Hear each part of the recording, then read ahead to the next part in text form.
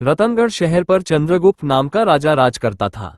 उसके 4 बेटे थे जो बड़े बहादुर और प्रतापी थे।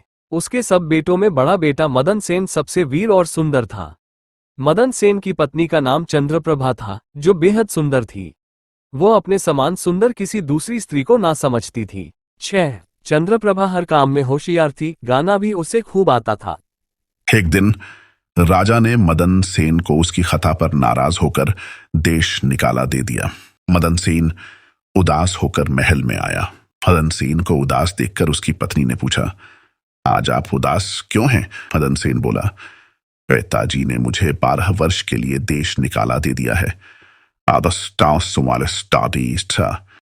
ही चंद्रप्रभा गश खाकर गिर गई और बेहोश हो गई। मदन सेन ने गुलाब जल छिड़क कर चंद्रप्रभा को होश में लाया। होश में आकर चंद्रप्रभा ने मदन सेन से कहा, मैं आपके साथ चलूंगी।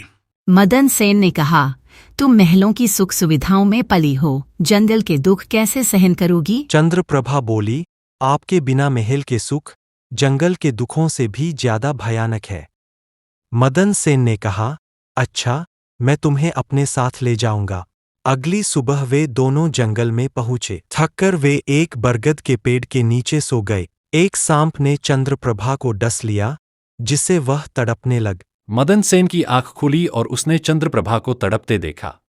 चंद्रप्रभा विष के प्रभाव से मर गई। मदन सेन ने शिवजी से प्रार्थना की। भगवान शिव और पार्वती ने प्रकट होकर उसे सहायता का वचन दिया। मदन सेन ने अपनी आयु का आधा हिस्सा चंद्रप्रभा को देने का संकल्प किया। शिवजी के जल छिड़कते ही चंद्रप्रभा पुनः जीवित हो गई। वे दोनों आगे की यात्रा पर चल दिए।